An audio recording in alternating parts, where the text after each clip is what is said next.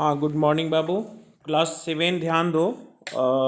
आज हम लोग अर्थक्वेक के बारे में ना पढ़ेंगे।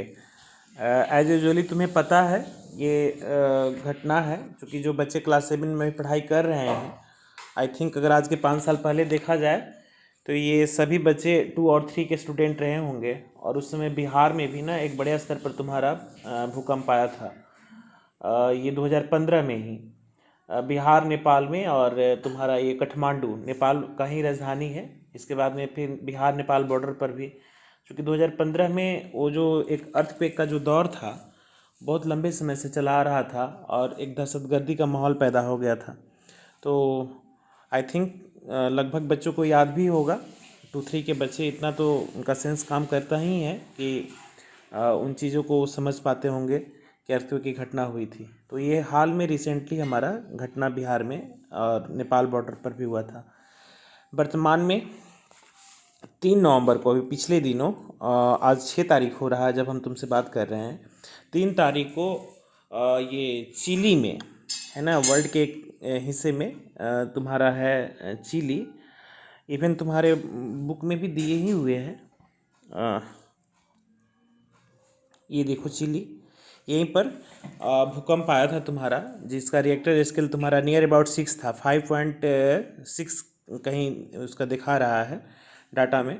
तो तुम अब उसको रिसेंटली गूगल वगैरह से वॉच कर सकते हो, देख सकते हो कि एक्चुअली वो कितना था तुम्हारा। ठीक है, तो यहाँ पर आया था जो एक बहुत बड़ा डिजास्टर एंड डिस्ट्रक्शन का कारण हमारा बना है। तो ये अर्थक्वेक जो होता है हमारा एक प्रकार का डिजास्टर है। डिजास्टर को हम लोग हिंदी में ये आपदा कहते हैं। आपदा का मतलब कि एक देखो, एक तो कारण ऐसे होते हैं डिस्ट्रक्शन का, यानी कि बर्बादी का, जो तुम्हारा कारण तुमको पहले से पता होता है ना। लेकिन जो आपदा होती है, इसके जोखिम का अंदाज़ा तुम्हें पहले से नहीं होता है। उसके लिए तुम्हें सबसे पहले तैयार होना पड़ता है ना। आपको इसके लिए प्रिपरेशन करनी पड़ती है। तो ऐसी जो घटनाएं हमारी होती हैं, जो पूरी मानव सभ्यता के लिए, पूरी सोसाइटी के लिए, पूरे जो हमारी व्यवस्था है उसके लिए जब खतरा बन जाती है, तो ऐसी घटनाओं को हम लोग ना डिजास्टर कहते हैं, है ना, आपदा कहते हैं। इसके जोखिम का अंदाज़ा तुम्हें नहीं है और किसी भी समय वो घटना घट सकती है इसको। और ख़ास करके जो अर्थक्वेक के संदर्भ में देखा जाए, यानी कि भूकंप के संदर्भ में देखा जाए, तो सबसे पहले तो मैंने कल ही तुमको बताया था, या पिछले दिनों जो भी यूनिवर्स का कंसेप्ट रहा है हमारा, उसमें समय समय पर बदलाव होते चले आ रहे हैं। और इसका कोई ऑथेंटिसिटी जो है ना, ये डिपेंड करता है तुम्हारा थ्योरी ऑफ मतलब रिलेटिविटी पर, कि वो रिसेंट में जो तुम्हारा कंसेप्ट आया है, अगर कहीं ये उससे कहीं बेहतर रहा तो इसी को लोग अडॉप्ट कर लेते हैं। तो सबसे रिसेंट में जो टेक्नोटॉनिक प्लेट्स मोमेंट का जो हमारा कंसेप्ट रहा है, विवर्तनिक जो घटनाएं हमारी होती है ये इंडोजेनिक तौर पर जो अर्थ के नीचे, उसमें तुम्हारा सबसे पहला ये फैक्टर्स रिसेंट में हाल में माना गया है कि अब तक के जो भूकंप की घटनाओं का जो सबसे बड़ा ऑथेंटिक जो हमारा कारण है यही रहा है। तो एज यूजुअली तुम देख सकते हो कि an earthquake is a major demonstration of the power of the tectonic forces causes by the endogenic forces. अंदर में जो कुछ ऐसे इंडोजेनिकली मतलब अर्थ के अंदर में कुछ ऐसे हलचल हमारी होती है, जिसके कारण टेक्नोटॉनिक प्लेट्स मूवमेंट और उसके कोलिजन के बाद में ये अर्थक्वेक की घटनाएं हमारी होती है। तो यहाँ पर ऑलरेडी डिफाइन भी कर रहा है कि अन अर्थक्वेक इज़ अ वाइब्रेशन और oscillation of the surface of the earth caused by the transient disturbance of the elastic or gravitational equilibrium of the rocks and the at or beneath of the surface। दे रहा है कि जो ये हलचल होती है हमारी, जो वाइब्रेशंस पैदा होता है, कंपन पैदा होता है, उसी को हम लोग ना जो महसूस करते हैं अर्थ के सरफेस पर, या उसके ऊपर में जो हम लोग महसूस करते हैं बेनीथ ऑफ द सरफेस पर, उसी को हम लोग भूकंप कहते हैं। ये वाइब्रेशन का मतलब कांपना होता है, कंपन होता है। और इसका नाम हिंदी से भी तुम लोग देखोगे भूकंप। भूकंप का मतलब हो गया कि भू मतलब अर्थ होता है और कंप का मतलब कांपना, है ना। अर्थ में जो वाइब्रेशंस पैदा हमारे होते हैं ना, उसको भूकंप कहते हैं हम लोग। ओके, तो ये इसीलिए इसका, चूँकि मैंने कितना बार बताया है कि कुछ डिफाइन चीज़ों से भी लर्न करते हैं लोग, और कुछ तो चीज़ें उसके इटिमोलॉजिकली जो हमारा यानी कि शाब्दिक अर्थ ही ऑलरेडी डिफाइन कर देता है। जैसे यहाँ भूकंप को तुम कर सकते हो कि धरती कांप रही है तो तुम्हारा भूकंप हो गया। तो इसमें दे रहा है कि place where an earthquake originates first is called the focus. ये अर्थ के अंदर इंडोजेनिक फोर्सेस के कारण, जो अर्थ के अंदर जहाँ पहली बार ये वाइब्रेशंस पैदा हमारी होती है अर्थ के इंटरनल पार्ट में, ये इंडोजेनिकली जो इंसिडेंट हमारी होती है उसके कारण, तो उसको हम लोग ना मतलब ये अर्थक्वेक का जो सेंटर जो अंदर में है उसको हम लोग फोकस कहते हैं, ठीक है। और यही जब अर्थ के ऊपर यानी जहाँ पर तुमको ये फर्स्ट टाइम ईपी सेंटर ये पता चलेगा तो उसी को हम लोग ईपी सेंटर कहते हैं। तो इसमें अंतर तुम्हें पहचानना होगा कि अर्थ के अंदर जो सेंटर हमारा होगा उसको फोकस कहेंगे, और अर्थ के सरफेस जहाँ पर ये भूकंप पहली बार महसूस किया गया उसको ईपी सेंटर कहा जाता है। तो इसमें दे रहा है कि it is always hidden inside the earth but is the depth varies from the place to place. ये फोकस जो होता है प्रायः अर्थ के अंदर होता है, और ये डिपेंड करता है कि सेंटर हमारा कहाँ रहा है। उसके डेप्थ जो होते हैं अलग अलग जगहों पर हमारा चेंज करता है, कुछ तो प्लेट के ऊपर भी हमारा डिपेंड करता है। तो next place on the ground of the earth surface where the seismic waves are recorded first is called epicentre. यानी कि जो भूकंप का पहला जो झटका या जो भी उसके सिस्मिक वेव जो after the collision of the tectonic plate जो वेव पैदा हमारे हुए, वो जहाँ फर्स्ट टाइम फील किया गया ना अर्थ के ऊपर में, उसको ईपी सेंटर कहा जाता है ना। जो तुम्हारे बुक में यहाँ ऑलरेडी दिए हुए भी है, आप इसको देख लीजिएगा, ईपी सेंटर, और ये तुम्हारा फोकस है। तो इसके बाद में नेक्स्ट देखो इसमें कि it is just above the perpendicular to the focus. ये फोकस के जस्ट ऊपर में तुम्हारा परपेंडिकुलरली 90 डिग्री की तरह ऊपर की तरफ वर्टिकल लाइन हमारा क्रॉस करने के बाद में अर्थ सरफेस की तरफ ऊपर बढ़ोगे तो ईपी सेंटर वहाँ पर अवस्थित होता है। So the waves generated by an earthquake are called seismic waves which is recorded by the instrument called seismograph और seismometer at the epicentre. ये अर्थक्वेक की घटना जो होती है ये सिस्मिक वेव के कारण हमारा पैदा होता है, और इसकी जो रिकॉर्ड करने के लिए जिस इंस्ट्रूमेंट का हमारा प्रयोग किया जाता है उसको सिस्मोग्राफ कहा जाता है। जैसे हमारे यहाँ होता है ना थर्मामीटर वगैरह, ये तापमान नापने के लिए, ये ब्लड प्रेशर नापने के लिए अलग मशीन हमारी होती है। तो इसी प्रकार से सिस्मिक तरीके का जो वेव्स को रिकॉर्ड करने के लिए जो साइंटिफिकल डेवलपमेंट हमारी हुई है, तो उस टूल्स और मशीन को हम लोग ने सिस्मोग्राफ या सिस्मोमीटर कहते हैं, जो ईपी सेंटर पर जो भी वेव कंपन हमारा होता है पैदा, उसको नापने का हमारा काम करता है। ये प्रायः 0 से लेकर के 9 तक तुम्हारा इसका रिएक्टर स्केल माना जाता है, वो आगे मैं तुमको डील कर रहा हूँ। So the science that deals with the seismic waves are called the seismology. और इस प्रकार के जो हमारे अध्ययन हमारी होती है उस अध्ययन के क्षेत्रों को एक खास पार्टिकुलर स्पेशल सब्जेक्ट के तौर पर काउंट किया जाता है, और इसको सिस्मोलॉजी नाम दिया गया है। जैसे कैसे तुम्हारा ज्योग्राफी में तुम लोग पढ़ रहे हो ना, जियोग्राफी है ना, भूगोल पढ़ रहे हैं आप, तो भूगोल पढ़ रहे हैं तो एक ब्रांच हुआ ना कि अर्थ के बारे में हम लोग पढ़ रहे हैं, तो उस जियोग्राफी में ही एक हमारा अलग ब्रांच होता है जहाँ पर सिस्मिक वेव के एनालिसिस की जाती है, स्टडी की जाती है हमारी, उसको हम लोग सिस्मोलॉजी के नाम से भी जानते हैं। ओके, तो इसके स्पष्ट कारणों में से जिक्र कर रहा है कि कॉजेज ऑफ द अर्थक्वेक, तो इसमें दे रहा है कि the disequilibrium in any part of the earth is the major causes of an earthquake, and the number of the causes are responsible for the disequilibrium in the earth's crust, such as a volcanic eruption, faulting and a gaseous expansion and the contraction inside the earth, and the hydrostatic pressure of the man-made water bodies like reservoirs and the plates tectonic etc. इसके कारणों में अलग अलग जिक्र किया हुआ है कि जो इंडोजेनिक फोर्सेस के कारण अर्थ के अंदर में जो भी हमारे बड़े स्तर के बदलाव तुमको दिखाई देते हैं, उसमें नाम दे रहा है कि फॉल्टिंग, वोल्केनिक इरप्शन जो हमारा ज्वालामुखी का जो हमारा उद्गार होता है उसके कारणों से भी हमारे हो सकता है। इसके अलावा वाटर बॉडीज़ भी इसको इफेक्ट करने का प्रयास हमारा करता है। उसके अर्थ के जो अंदर की कंसंट्रेशन जो हमारा डिस्टर्ब होता है उसके कारण भी हमारा हो सकता है। इसके बाद में प्लेट टेक्टोनिक्स, तो सबसे इसमें ऑथेंटिक हमारा प्लेट टेक्टोनिक को माना जाता है। तो यहाँ पर एक बॉक्स बनाए हुए है कि कुछ एडिशनल नॉलेज तुम ले लो कि जो ये types of the earthquake waves are seismic waves जो प्राय होते हैं हमारे, वो किस टाइप के होते हैं। एक पी वेव्स होता है, एक एस वेव्स होता है, और थर्ड वन हमारा एल वेव्स होता है। तो पी वेव्स में कह रहा है कि लॉन्गिट्यूडनल जो वेव्स हमारे होते हैं, लॉन्गिट्यूडनल का मतलब तुम्हारा ये साउथ टू नॉर्थ की तरफ में इस प्रकार के जो वेव्स हमारे पैदा होते हैं, this can be travel with the fastest speed through solid materials. ये सॉलिड मटेरियल्स में काफ़ी तेज़ी से आगे की तरफ बढ़ता है, यानी कि इस प्रकार के अगर वेव्स हमारे आएंगे तो मैक्सिमम एरिया जो आसपास के, अगर एपी सेंटर के आसपास के एरिया को प्रभावित हुआ हमारा कर सकता है। और प्राय तुम देखोगे कि अर्थ से जो अर्थ के अंदर में जो ये हमारा सिस्मिक वेव्स का जो हमारा सेंटर होता है, एपी सेंटर, वहाँ पर भूकंप की जो फीलिंग सबसे ज़्यादा होती है और सबसे ज़्यादा डिस्ट्रक्शन भी तुमको वहाँ देखने को मिलता है। नेक्स्ट, तो ये पी वेव्स वाला में इसके खतरे ज़्यादा हमारे होते हैं। दूसरा है तुम्हारा एस वेव्स का, ये ट्रांसवर्स वेव्स होता है जिसको they can pass through the liquid materials. ये लिक्विड में पास जल्दी से करता है तुम्हारा, they can not pass, liquid में पास नहीं कर सकता है, सॉरी, है ना। ये भी सॉलिड फॉर्म के लिए ही हमारा बना हुआ है।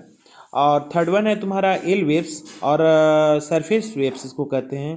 These waves generally effect only the surface of the earth and die out at the smaller depth. ये होगा क्या कि एपी सेंटर का जो केंद्र होगा ये बहुत नीचे, अर्थ के कहीं बहुत छोटे से एरिया में ही तुम्हारा मतलब अर्थ के जस्ट ऊपर वाले पार्ट में ही, स्मॉलर डेप्थ में ही इसका सेंटर हमारा बनता है। और रिस्पेक्टिव कर सकते हो कि कम डिस्ट्रक्शन का काउजेस हमारा बन सकता है। तो यहाँ पर नेक्स्ट अगला दे रहा है कि measuring of the magnitude of the earthquake. The magnitude of the intensity of energy released by an earthquake is measured by the Richter scale. ये जो पैमाना हमारा होता है सिस्मिक वेव को मेजर करने का, उसमें रिएक्टर स्केल के पैमाने पर इसको मापा जाता है। और इसका इन्वेंशन जो ये टूल्स तुम्हारा है रिएक्टर, इसका इन्वेंशन जो है हमारा चार्ल्स एफ रिएक्टर के द्वारा किया गया था 1935 में, और इन्हीं के सम्मान में इसका नाम दिया गया Richter scale. So the number indicating magnitude और the intensity of the Richter scale ranges between the 0 to 9। अब तक जो सिस्मिक वेव्स को मेजर करने का जो हमारा स्केल ये स्टैंडिफिकेशन किया गया है, उसमें तुम्हारा 0 to 9 तक उसको शामिल किया गया है। मतलब कि जब अर्थक्वेक का एपी सेंटर पर जब हम सिस्मिक वेव मेजर करते हैं तो अभी वर्तमान में यही आता है कि 1 मतलब रिएक्टर स्केल का है, 2 का है, 3 का है, 4 का है। जैसे अभी हाल फिलहाल में जो चिली में आया है ये नियर अबाउट 6 है, कहीं 5.6 दिखा रहा है, कहीं 5.7 दिखा रहा है। तो 6 और उसके आसपास के जो हमारे सिस्मिक वेव्स हमारे होते हैं रिएक्टर स्केल पर, ये डिस्ट्रक्टिव हमारे होते हैं। तो इसमें दे रहा है तुम्हारे बुक में भी कि अर्थक्वेक दैट मेजर 6 और 6 onwards the Richter scale are consider to be a destructive for the life and property. ये जन और माल के लिए, जान माल के लिए काफ़ी जोखिम भरा होता है। 6 और उसके आसपास का जो हमारा रिएक्टर स्केल पर जो तुम्हारा अर्थक्वेक यानी कि भूकंप आता है, ये बड़ी आपदा ला सकती है हमारी, ठीक है। और पिछले दिनों जो ये चिल्ली वाला तो 6 के आसपास में ही है, तो वहाँ पर थोड़ा बहुत हुआ है, और वहाँ तो सुनामी भी आ गया था। ये पिछले दिनों जो 2015 में बिहार में जो आया था, ये 7.8 का था फर्स्ट टाइम वाला, और सेकेंड टाइम जो था तुम्हारा 4.7 का था। तो पहला वाला तो अगर अर्थ पे किसी को फील हुआ होगा तो तुम समझ सकते हो कि बहुत बड़ा था। अलग बात है कि जानमाल की क्षति बिहार में कम हुई, बट नेपाल तो नेस्तानाबूद हो गया था, पूरा का पूरा ध्वस्त पड़ गया था। सो नेक्स्ट इसमें कुछ वर्ल्ड सिनारियो हैं, इसको तुम देख सकते हो। World distribution of the earthquakes, ये पिछले दिनों जब तुम लोगों को मैंने पढ़ाया था तो वहाँ पर पैसिफिक ओशियन के आसपास के क्षेत्रों को तुमको बताने का प्रयास किया था कि कैसे वहाँ पर ये प्रभावित हमारा करता है।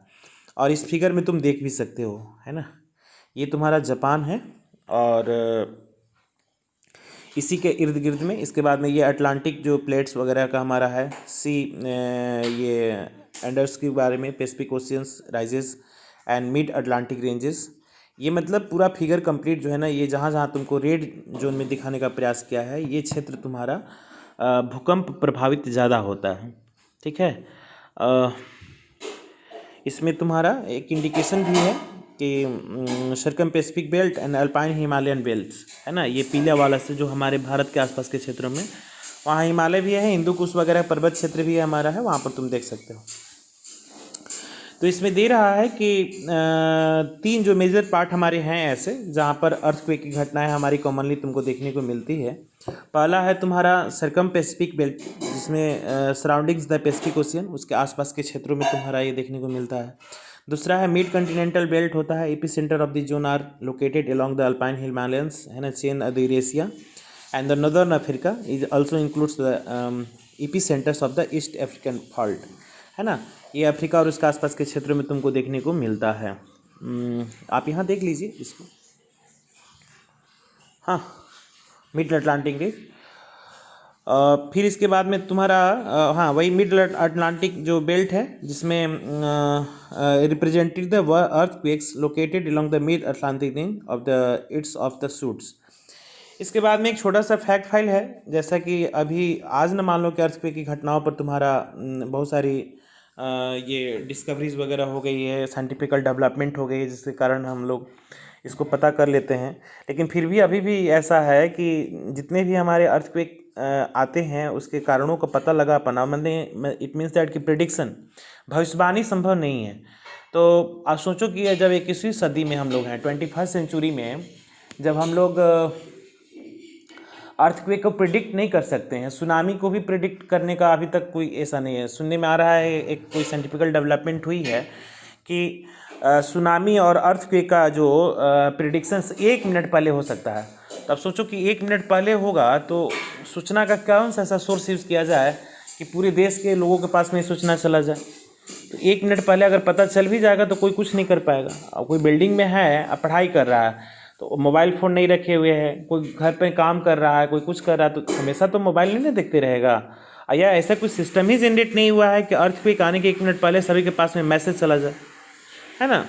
तो ये, लेकिन कुछ पुराने समय से ही हमारे पूर्वजों वगैरह लोगों का एक हमारा अपना प्रिडिक्शंस था, जिसको यहाँ फैक्ट फाइल में भी दिखाने का प्रयास कर रहा है कि जानवरों को ना इसका पता पहले चल जाता है। यदि मतलब ऐसे भ्रांतियाँ हैं, लोग उसको पुराने दौर में लोग मानते हैं कि पुरातन सभ्यता और संस्कृति के लोग उतने विकसित नहीं थे, जो शायद इस बातों को परसेप्शनली बताते रहते थे कि ये जानवर कैसे पता कर सकते हैं। लेकिन हाँ, हमारे पूर्वजों का जो ज्ञान था ना, आज के वर्तमान साइंटिफिकल डेवलपमेंट जो थी ना, उससे कहीं तालमेल तो बैठा हुआ है, तब तो इसको फैक्ट फाइल में देने का प्रयास कर रहा है। तो इसमें तुम पढ़ सकते हो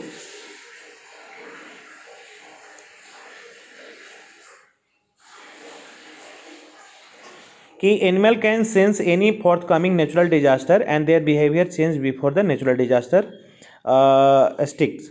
कह रहा है कि जानवरों को ना आने वाले जो प्राकृतिक आपदाएं होती है उसका ज्ञान पहले हो जाता है और उसके व्यवहार में बड़े स्तर पर बदलाव दिखाई देता है। तो अब तो कहने का मतलब है जानवर रखोगे तब ना तुम्हें पता चलेगा कि कैसे वो कोई डिजास्टर आने वाला है। या आज के वर्तमान समय में इंसान को तो समझने के टाइम ही लगेगा, लोगों के पास में नहीं है। तो कोई ज़रूरी थोड़ी ना है कि दिन भर बैठ करके जानवरों को बिहेव को चेक करते रहे। तो ये भी थोड़ा सा है कि लोग इसको अडॉप्ट नहीं कर पा रहे हैं सही ढंग से, या इसको कोई महसूस नहीं कर पाते हैं। लेकिन ऐसा ज्ञात है कि जानवरों को आने वाली प्राकृतिक आपदाओं के बारे में पहले से जानकारी तुमको मिल जाती है और उनके व्यवहार में अजीबोगरीब तरीके के बदलाव देखने को तुमको मिलता है। दे रहा है कि first becomes quite restless in the pond. ये फिशी मछलियाँ जो होती हैं कुछ उछल कूद ज़्यादा करने लगती हैं, उनमें रेस्टलेस एक आ जाती है, बेचैनी सी हो जाती है। अगर अर्थक्वेक टाइप का कुछ घटना होने वाला है तो ये पॉन्ड यानी कि तालाबों में जो मछलियाँ हमारी होती है वो कुछ ज़्यादा ही मतलब चहलकदमी करने लगती हैं, हलचल पैदा हो जाता है। Snacks come out on the earth surface. ऐसा ज्ञात होता है कि अगर अर्थक्वेक आने वाली है या इस प्रकार की कोई प्राकृतिक आपदा आने वाली है तो सांप के निकलने की घटनाएं ज़्यादा होने लगती है, ऐसा माना जाता है। ये पूर्वज भी मानते थे कि सांप निकलने की घटना या सर्पदंश की घटना, सांप काटने की घटना अगर लगातार वृद्धि होने लगती थी तो लोग समझते थे कि कोई बहुत बड़ा डिजास्टर आने वाला है। जो अभी भी वर्तमान में ये ज्ञात है हुआ है, इसको लोग मानते हैं कि अगर सांप निकलने की घटना ज़्यादा होती है कि वो अपने अर्थ के अंदर से निकल करके बाहर सांप निकल के आ जा रहे हैं, तो ये भी हमारा एक प्रेडिक्शन हो सकता है कि अर्थक्वेक आने वाला है या कोई ऐसी प्राकृतिक आपदाएं आने वाली है। और इसमें एक और भी है कि some animals like a cats dogs make strange sound. इसके अलावा एक ऐसा भी पूर्वजों के द्वारा बनाया गया था और आज भी इसको लोग मान नहीं रहे, तब तो ये फैक्ट फाइल में तुमको शामिल किया गया है कि कोई भी प्राकृतिक आपदा आने वाली होती है तो कुछ जानवर ऐसे होते हैं जो अजीबोगरीब आवाज़ निकालने लगते हैं। जैसे तुमने सुना होगा बिल्ली की रोने की आवाज़, बिल्ली भी रोती है, कुत्ता भी उसमें रोता है, डॉग्स को भी, मतलब एक विचित्र प्रकार की आवाज़ वो लोग निकालने लगते हैं। तो इसका एक अंदाज़ा लोगों के अंदर में हो जाता है कि कोई दुर्घटना होने वाली है, कोई बड़ी आपदा आने वाली है, डिजास्टर हमारा आने वाला है। तो ये परसेप्शन जो हमारा पूर्वजों के द्वारा जनरेट किया गया था, आज की डेट में साइंटिस्ट भी लगभग इसको मान रहे हैं कि इस प्रकार के जानवरों में कुछ असामान्य व्यवहार जो हमारा होता है वो नेचुरल डिजास्टर का कारण एक हमारा बन सकता है, या प्रिडिक्शंस, तुम उसकी एक प्रिडिक्शंस तुम कर सकते हो। नेक्स्ट दे रहा है कि effects of the earthquakes. When an earthquakes is high intensity, यदि ये उच्च इंटेंसिटी का तुम्हारा है, it causes great harmful effects like many causes landslides in the hilly areas. अगर बड़े स्तर पर तुम्हारा ये भूकंप आपदा बन के अगर आती है तो एक बहुत बड़ा तुम्हारा हार्मफुल इफेक्ट्स पैदा कर सकता है, और ख़ास करके हिली एरिया में लैंडस्लाइडिंग की घटनाएं बढ़ जाती है क्या, स्वाभाविक है कि जब बड़े बड़े बिल्डिंग्स को तुम्हारा डिस्ट्रॉय कर सकता है तो नेचुरल चीज़ों को तो स्वाभाविक है कि उसमें चेंजेस तुमको दिखना है, मतलब भूस्खलन की घटनाएं हमारी उसमें देखने को मिलती है। And alter the course of the river faulting through there of the many led to be the floods in that region. अचानक से नदियों के जल स्तर में उथल पुथल और मार्ग बदलने की भी घटनाएं हमारी हो सकती है, बांध वगैरह, चूँकि उस पर फोर्स बढ़ेगा तो टूट भी सकता है, और ये फ्लड के काउजेज हमारे बन सकते हैं। कुछ ही ऐसा ही हलचल हमारा सुनामी में भी तो होता है ना। सुनामी जो होता है, अगर एपी सेंटर अगर समुद्र के तल के नीचे हमारा होता है तो वहाँ पर बहुत रेपिडली है ना एक बदलाव देखने को मिलता है। अभी चिली वाले घटना में तुमको हुआ है, चिली में अर्थक्वेक की जब घटना हमारी हुई तो न केवल धरती कांपा, न केवल बिल्डिंग गिरा, बल्कि उसी बीच में समुद्र में भी एक बहुत बड़ा उफान आ गया जो शहरों की तरफ बढ़ गया। और शहरों की तरफ बढ़ा तो तुम लोगों ने न्यूज़ में देखा होगा, फुटेज देख सकते हो यूट्यूब वगैरह पर 3 नवंबर का, ये अलग अलग न्यूज़ चैनलों का, कि वहाँ पर कार, गाड़ियाँ, बड़ी बड़ी बिल्डिंग्स तुम्हारी बह गई उस पानी में, है ना, ऐसा। तो earthquake taking place on the ocean floor में काउजेज सुनामी वेव्स, जिसकी चर्चा मैंने किया है। सुनामी पैदा हो सकता है और सुनामी का स्पीड इतना डिस्ट्रक्टिव होता है कि कोस्टल रीजन में बहुत बड़ी तबाही मचा सकता है। So these are a very huge waves and submerge island the coastal regions in the affected location. हाँ, तटवर्ती क्षेत्रों में एक बहुत बड़ा ज़मीन का टुकड़ा तुम्हारा समुद्र में समा सकता है। पिछले दिनों तुम लोगों को तो पता नहीं होगा, शायद उस समय तुम लोग का बर्थ भी नहीं होगा, एक 2004 में घटना हुई थी, 26 जनवरी 2004 की घटना थी ये। उसके आसपास का शायद तुम्हारे बुक में ऑलरेडी आगे दिए हुए है, वहाँ पर मैं इसका जिक्र कर दूंगा। उसमें रिएक्टर स्केल तुम्हारा 9 मैक्सिमम था और उसने एक बहुत बड़ा डिस्ट्रक्शन का कारण बना था, खास करके कोस्टल एरियाज़ में, चेन्नई वन्नी के क्षेत्रों में बहुत बड़े स्तर पर जान माल की क्षति हमारी हुई थी, ऐसा। So the greatest damage during the earthquake is through the ये फॉलिंग बिल्डिंग्स। इसके जो मेजर हमारे साइड इफेक्ट तुम्हारे दिखाई देते हैं, बड़ी बड़ी बिल्डिंग जो होती है धराशायी हमारी रहती है, यहाँ देख सकते हैं फोटो में ऑलरेडी दिए हुए भी है। And built by the human beings, therefore in the earthquakes prone regions buildings should be made earthquakes and resistance under the expert guidelines by the qualified engineer and architects। और इसमें दे रहा है कि जहाँ पर earthquake prone regions हमारे होते हैं, जहाँ पर आने की संभावनाएं भूकंप की ज़्यादा हमारी होती है, वहाँ पर हल्के मकान बनाना चाहिए और ख़ास करके जो भूकंप रोधी मकान बनना चाहिए, मतलब इसको कहें तो earthquake resistance मतलब से भरा हुआ। और ये काम हो सकता है जब आप मकान को बनाने के लिए किसी एक्सपर्ट का सहायता लेंगे, उसके गाइडलाइंस का जो एक स्टैंडर्ड हमारा होता है बिल्डिंग कंस्ट्रक्शन का, उसका अगर मदद तुम लोगे तब तो जाकर के भूकंपरोधी मकान हमारे बन सकते हैं। तो ये हमारा होना चाहिए। और पिछले दिनों बिहार में जो आया था भूकंप, तो उसमें तुम देख सकते हो बिहार के जो बिल्डिंग कंस्ट्रक्शन का जो हमारा कंसेप्ट दिखाई देता है, अगर भगवान न करे कि पटना और उसके आसपास के क्षेत्र में इतना बड़ा भूकंप आए, लेकिन हमारे बिहार के मुख्यमंत्री नीतीश जी ने 2015 में ही इसका अनाउंसमेंट कर दिया था कि अब जो हो गया सो हो गया, है ना। अगर आने वाले समय में अगर एक्सपर्ट के गाइडलाइंस के अकॉर्डिंगली अच्छे क्वालिफाइड इंजीनियर से नक्शा पास करा कर अगर आप अपना मकान नहीं बनाते हैं, भूकंपरोधी मकान नहीं बनाते हैं, तो पटना ऑलरेडी इतना ज़्यादा कंजस्टेड है कि अगर कहीं 6 और उसके ज़्यादा का रिएक्टर स्केल का अगर अर्थक्वेक यानी कि भूकंप अगर 2 मिनट तक रह गया तो सोचो कि 40 से 45% आबादी जो है ना मकान के नीचे दब जाएगी। तो एक बहुत बड़ा डिजास्टर का फैक्ट हमारा दिखाई देता है बिहार में। मतलब त्राही त्राही मच जाएगा, पूरे हर गली में मोहल्ले में ना रोने गाने की आवाज़ आने लगेगी। तो एक बहुत बड़ा डिजास्टर कहीं ना कहीं उसकी तैयारी पटना वासियों को करनी चाहिए। पटना ही नहीं, चूँकि ये तुम्हारा 4 रीजन में शायद पाया जाता है। देख लेता हूँ मैं पटना का। पटना जो है ना जोन 4 में है। जोन 4 में डेंजरस माना जाता है। जोन 5 सबसे ज़्यादा सुपीरियर डेंजरस माना जाता है और उसके बाद में बारी जोन 4 की ही आती है। बिहार में जो एक तुम्हारा जोन एनालिसिस में तुम्हारा ब्रीफ कर दे रहा हूँ। बिहार में एवरेज से लेकर के ना हाई टेंडेंसी वाले अर्थक्वेक आने के चांसेस हमारे होते हैं और ये जोन तुम्हारा 3, 4 और 5 जो होता है हमारा माना जाता है। खास करके इसमें अररिया हो गया, दरभंगा, मधुबनी, सीतामढ़ी और सुपौल जैसे ज़िले हमारे जोन 5 में आते हैं, जहाँ पर जान माल की क्षति होने के चांसेस काफ़ी ज़्यादा रहती है।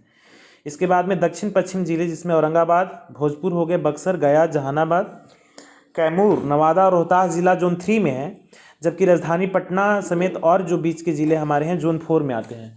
तो जोन 5 के बगल में ही जोन 4 है और पटना में डिजास्टर त्राही ये आपदा भयंकर बन सकती है। इसके पीछे कारण है कि पटना तुम्हारा डेंस बहुत ज़्यादा है ना, एरिया ओपन नहीं है और ख़ास करके गली मोहल्ले की स्थिति तुम देख सकते हो कि अर्थक्वेक आए तो निकल के भागने लायक भी नहीं है वहाँ पर, तो है ना। तो भगवान से बस एक ही दुआ आप कर सकते हैं कि भूकंप पटना में ना आए और भविष्य में जब घर मकान बन रहा है तो अपने घर वाले को तुम बोल सकते हो कि पापा मम्मी जो भी बने घर बना रहे हैं उनसे बोल सकते हैं आप कि आप भूकंपरोधी मकान बनाइए, किसी अच्छे इंजीनियर से सलाह ले लीजिए और तब हमारे घर को बनाइए, है ना, ऐसा। तो इसमें देखो नो मोर में दिए हुए हैं वो Indian ocean experience to the sharp earthquake on the 26 of the December 2004, 26 दिसंबर 2004 को आया था, which further develop and delayed tsunami, ये बाद में सुनामी में कन्वर्ट कर गया, and occur with the magnitude of the 9.1 to 9.3। अब तक तो जो रिएक्टर स्केल का कंसेप्ट हमारा रहा है 9 का, ये उससे कहीं ज़्यादा रहा है, 9 से भी ज़्यादा रहा है। तो और 30 किलोमीटर इंडोनेशिया के आसपास के क्षेत्र में डेप्थ में ये पड़ा हुआ था, जिसने श्रीलंका में और भारत में खास करके तमिलनाडु, थाईलैंड, वो एक देश है तुम्हारा मालदीव और उसके आसपास के क्षेत्रों में एक बहुत बड़ा डिजास्टर लाया था। उस समय तो पूरे वर्ल्ड जो है ना त्राही त्राही, और फर्स्ट टाइम लोग सुनामी से परिचित हुए थे। आमतौर पर सुनामी जो होता है जापानी वर्ड होता है, जो एशिया पैसिफिक रीजन में ये पैसिफिक ओशियन के आसपास के क्षेत्रों में इसका ज़्यादा प्रयोग किया जाता था, लेकिन पूरी दुनिया सुनामी से फर्स्ट टाइम परिचित ही 2004 में ही हुई थी, है ना। ये एक बहुत बड़ा डिजास्टर आया था। तो यहाँ दे रहा है कि protective measures during the earthquake, वो कौन से ऐसे हमारे बचाव के जो ये प्रिकॉशंस हमारे जो हैं, प्रोटेक्टिव जो आइडियाज़ हमारे होते हैं लिए जा सकते हैं जहाँ पर अर्थक्वेक में जान माल की कम से कम क्षति हो। क्योंकि देखो जीवन है तो जान की भी अहमियत है और जो प्रॉपर्टीज़ है उसका भी लैप्स हमारा नहीं होना चाहिए। मान लो कि अगर जान चला गया तो भी एक बहुत बड़ा नुकसान घर परिवार के लिए होता है हमारा। अगर प्रॉपर्टीज़ का नुकसान हमारा हो जाता है तो जीवन और ज़्यादा टफ हो जाता है, क्योंकि तुम्हारे पास जो प्रॉपर्टी है वर्तमान में उस तरीके से देखा जाए उससे तो गुजारा तुम किसी तरीके कर पाते हो। अगर घर डैमेज हो जाएंगे तो क्या संभव है क्या कि इतना जल्दी आप बना लेंगे, या कोई और भी ऐसे डिस्ट्रक्टिव जो काउजेस हमारे अगर ये कम्युनिटी बेस पर हमारा होगा तो सरकार के पास में भी फंड की कमी काफ़ी होती है। तो सरकार भी तुमको इसके लिए तैयार होके भी कुछ नहीं कर पाएगी। खास करके उदासीन बिहार सरकार तो बिल्कुल ही नहीं कुछ कर पाएगी। ये लोग तो केवल चुनाव आते हैं तो मित्रों, बंधुओं, भाइयों, बहनों करके अपना वोट किसी तरीके से लेकर के निकल जाते हैं और आपको अपनी हाल पर छोड़ देते हैं। तो देखो इसमें दे रहा है कि following protective measures must be taken to the save life during the earthquake. जीवन को बचाने के लिए कौन कौन से वो काम आप कर सकते हैं। दे रहा है कि इफ़ यू आर इंडोर, यदि आप घर के अंदर हैं, take shelters under the strong desk table और the against the corner of the room. कहा जाता है इसका एक अर्थ ये भूकंप का एक तुम्हारा मॉक ड्रिल होना चाहिए। हमने क्लास में तुमको बोला भी था कि आप मॉक ड्रिल में भाग लें, बट बहुत कम बच्चे इसमें इंटरेस्टेड रहते हैं। तो मॉक ड्रिल में क्या होता है कि अगर तुम इंडोर के अंदर में होते हो तो तुमको अचानक से अगर कंपन महसूस होने लगे तो वहाँ पर एक कोई मजबूत टेबल के ना नीचे बैठ जाना चाहिए, है ना, मजबूत टेबल के नीचे। मजबूत टेबल के नीचे इसलिए कि उस समय सबसे पहले ना सर को बचाना बहुत ज़रूरी होता है। तुम्हें पता होना चाहिए जो ये ट्रैफिक गाइडलाइंस भी होता है तो उसमें हेलमेट पहनने के लिए टू व्हीलर्स को दिया जाता है। अगर तुम्हारा ब्रेन बच जाएगा ना तो बॉडी के और कोई पार्ट में इंजरी हमारी होगी तो उसको जल्दी से ट्रीट किया जा सकता है, लेकिन अगर ब्रेन डैमेज हो जाएगा तो फिर लाइफ संकट में हो जाती है, सिवाय जान जाने का कोई संभावना मतलब पूरी बन जाती है, लाइफ डेथ कर सकते हो। तो स्ट्रॉन्ग टेबल के नीचे इसीलिए बैठने के लिए बोला जाता है कि अगर संजोग से घर वीक है, अगर ऊपर से कुछ ऐसे जो हमारे मलबे अगर गिरते हैं तो कम से कम तुम्हारे ये सर को नुकसान ना पहुंचाए। या उसमें प्रोटेक्टिव मेजर के तौर पर अगर घर में तुम्हारा हेलमेट है तो हेलमेट भी पहन करके कहीं छुप सकते हो किनारे में, है ना। लेकिन कोई ज़रूरी नहीं है घर में 4 लोग हैं तो 4 लोगों के लिए हेलमेट होगा। तो सबसे स्ट्रॉन्ग तरीका हमारा ये होता है कि किसी मजबूत टेबल के नीचे या चौकी के नीचे आप अपने सर को पहले छुपा लीजिए। अगर मजबूत टेबल और चौकी भी नहीं है तो जल्दी से भागो, किसी कोने में चले जाओ। घर का जो कॉर्नर हमारा होता है ना, उसी कोने में चले जाइए। वहाँ पर अगर ऊपर से जो मलबे गिरेंगे तो वहाँ पर बहुत कम चांस होता है, वो गिरेगा तो बीच सरफेस पर गिरेगा, कोने पर नहीं हमारा गिरेगा। तो एक ऐसा प्रोटेक्टिव मेजर्स इंडोर में अगर आप हैं तो ले सकते हैं। नेक्स्ट दे रहा कि stay far from away from the anythings that could fall such as a furniture, glass, window, heavy machines. अब तुम लोगों ने देखा होगा कि घर में आमतौर पर लोग होता है कि कंजस्टेड घर में आदमी रहता है और ऊपर से देखोगे कि सब जगह ना तुम्हारा शीशे का घड़ी है, ट्रॉली, कुछ कुछ सामान ऐसे लगाए रहते हैं, या बड़ा मान लो कि गोदरेज ही सही वहाँ पर है। तो सबसे पहले है ना कि अगर धरती हिलने लगे तो आप वैसे जगह से भागिए जहाँ पर कोई फर्नीचर या ग्लास या विंडो कुछ भी ऐसा हो, ना तो खिड़की तुम्हारे बॉडी पर गिर जाएगी। अब मान लो कि 10 किलो का वजन तुम्हारा है या 50 किलो का खिड़की तुम्हारे बॉडी पर गिरेगा तो बचोगे, है ना। या मान लो कि कहीं शीशे का ग्लास का लगा हुआ ऊपर में चीज़ है, कील गिर सकता है, आंखों में चोट लग सकती है, शीशा टूट के गिर सकता है।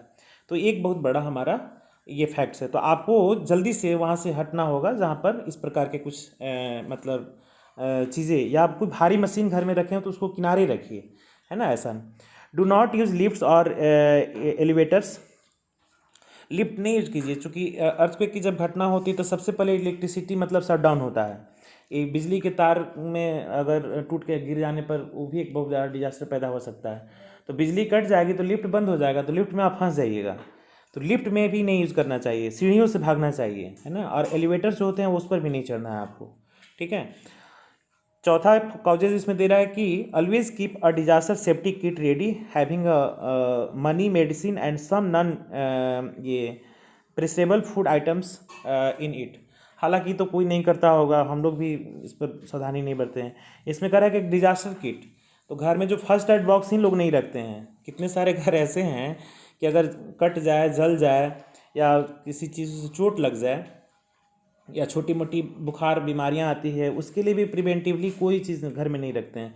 जबकि हर घर में एक फर्स्ट एड बॉक्स हमारा होना चाहिए जिसमें कुछ ऐसे ज़रूरी दवाइयाँ, इसके बाद में तुम्हारा कुछ ऐसे एंटीसेप्टिक क्रीम, इसके बाद में तुम्हारा जलने कटने के लिए जो बचाव हमारे किए जाते हैं वो घर में रखना चाहिए, लेकिन बहुत सारे लोग नहीं रखते हैं। तो डिजास्टर किट में कुछ पैसे भी पास में होना चाहिए, मेडिसिन हमारे होने चाहिए, और कुछ ऐसे लंबे समय तक टिकने वाले फूड जिसको हम लोग ड्राई फ्रूट्स कहते हैं। तो ड्राई फ्रूट्स में केवल तुम ना काजू किशमिश से छुआड़ा बादाम ही नहीं रखना है, ड्राई फ्रूट्स का मतलब कुछ चना भुंजा वगैरह भी रख सकते हैं आप। और अपने पास में ये समाचार के स्रोतों को ज्ञात करने के लिए रेडियो, ट्रांजिस्टर, मोबाइल वगैरह भी रख सकते हो। हालांकि मोबाइल का भी उसमें ये क्या कहते हैं कनेक्शन तुम्हारा नेटवर्क चला जाता है, लेकिन कुछ समय के बाद में तुम्हारा चला आएगा ऐसा। और घर में जो तैयारियां हमारी होती हैं कुछ इस प्रकार से होनी चाहिए कि हम इससे बच सकते हैं। तो बिहार की सरकार ने वर्तमान में एक सेफ सैटरडे कार्यक्रम लाया था सुरक्षित शनिवार के तौर पर। तो कुछ ऐसे प्रिवेंटिव मेजर्स हमारे हैं जिसको मैं तुमको बता देना चाहता हूँ, उसको भी तुम कर सकते हो।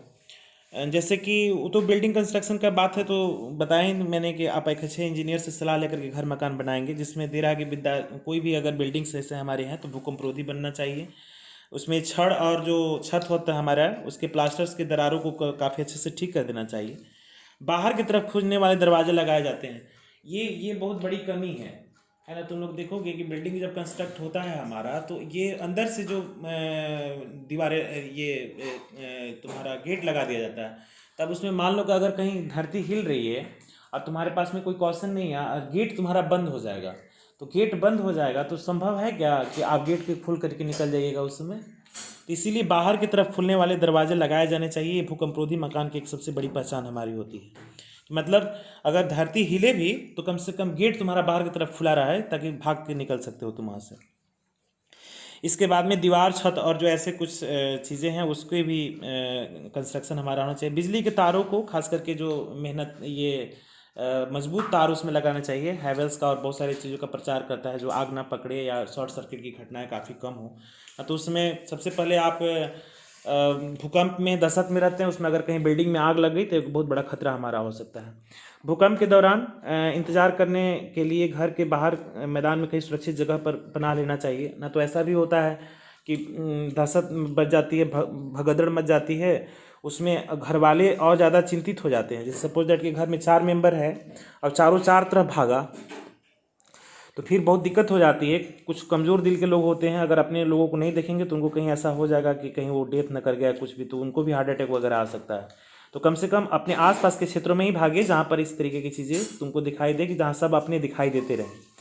इसके बाद में फ्लैश लाइट हो गया, बैटरी हो गया, रेडियो, सूखा भोजन है ना, पानी वगैरह की व्यवस्था, इंपॉर्टेंट कागज़ जैसे ज़मीन की कागज़ वगैरह या ज्वेलरी उलरी जो घर में है वो अपने पास रखिए। ना तो उस समय तुम्हारे एंटी सोशल एलिमेंट यानी कि जो असामाजिक तत्व होते हैं इसका गलत फ़ायदा उठा लेते हैं। आप घर छोड़ के भाग गए, तुम्हारे घर में जितना भी ज्वेलरी महंगा ये तुम्हारा सब सामान है लेके भाग जाएंगे, कुछ इंपॉर्टेंट कागज़ लेके भाग जाएंगे, बैंक का कुछ तुम्हारा डिटेल्स इधर उधर कर सकते हैं, तो सब अपने पास तुम्हें रखना चाहिए। और आपस में संवाद बनाए रखने के लिए एक दूसरे से सदस्यों से बिछड़ जाने की स्थिति में मिलने के लिए कोई जगह तय कर लेना चाहिए कि अगर इस तरह की घटना होगी तो हम सब लोग कहाँ मिलेंगे, है ना, ऐसा। तो ये सब कुछ ऐसे प्रिवेंटिव मेजर्स हैं जिसको तुम कर सकते हो। ये सब सैटरडे के तहत मैंने जो एडिशनली तुमको बता दिया। इसके बाद में दे रहा है कि यदि बाहर में अगर आप हैं तो जहाँ है वहीं पर खड़े हो जाइए और अपने आसपास में ना ऊंचे बिल्डिंग्स के पास नहीं खड़ा होना है। इसके बाद में स्ट्रीट लाइट जहाँ लगी हुई है, बिजली के तार है, उससे दूर हो जाना चाहिए। आगे चलते समय अगर मान लो कि वाहन चला रहे हो तो तुरंत गाड़ी को किसी सुरक्षित जगह पर रोक देना चाहिए, और वो भी हमारा पेड़ के पास में, रास्ता के पास में, खाली जगह के पास में, बिजली के तार वगैरह के आसपास में उसको नहीं रोकना है। अगर मान लो कि खुदा न खास्ते भगवान न करे ऐसा हो, भूकंप आया और अगर आप उस मलबे में दब गए हैं तो वहाँ पर सबसे पहले माचिस नहीं जलाना चाहिए, और जहाँ धूल हो ना वहाँ नहीं जाइए, और वहाँ धूल उसके आसपास के क्षेत्र में नहीं। एक कॉटन हो तो उससे अपनी नाक को ढक सकते हो थोड़ा सा, कि अगर मान लो कि दम घुटने से कहीं मौत ना हो जाए।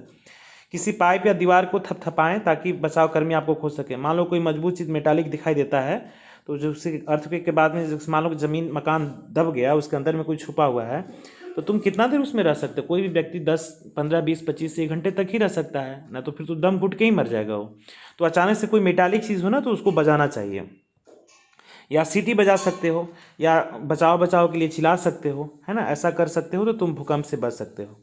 और भूकंप के बाद में स्थिति जो होती है उसके झटके को उम्मीद करते हैं मूल तौर पर भूकंप की भयावह होने के लिए, उसका कमज़ोर होने के लिए संरचनाओं का आसानी से नुकसान पहुंचा सकते हैं, और ये भूकंप कुछ घंटे के बाद 1 दिन, 2 दिन या 3 हफ्ते के बाद में रिपीट भी हमारा हो सकता है। तो आपको लिए इसको तैयार रहना चाहिए। मतलब ऐसा नहीं कि अब भूकंप आया और चला गया तो रात में सोए हुए हैं, फिर रात में कहीं उससे ज़्यादा बड़ा झटका तुम्हारा आ गया। झटके आने के चांसेस हमारे रहते हैं, इसलिए थोड़ा सा सही 2 दिन, ऐसा नहीं कि 2 दिन नहीं सोओगे तो मर जाएगा कोई आदमी। जान को बचाने के लिए कुछ भी किया जा सकता है।